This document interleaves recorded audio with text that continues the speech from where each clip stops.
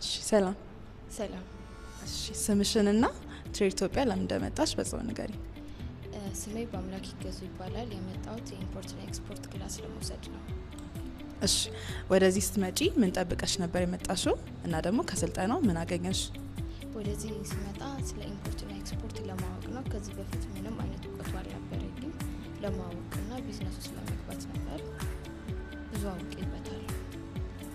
እሺ ስለዚህ ወደ ኢምፖርት ኤክስፖርት አለሙ ለመግባት ለሚፈልጉ ሰዎች ምን ሰጀስት ታደርጊያለሽ? አንቺ ካገኘሽው ኤክስፒሪየንስ አንፃር ማለት ነው።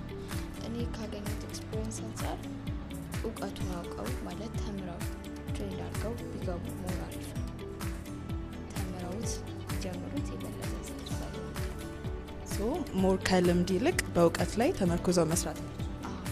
ልምድ በእውቀት ሲሆን ወይ ደግሞ እውቀት በልምድ ሲሆን ቆንጆ ነው። አመሰግናለሁ።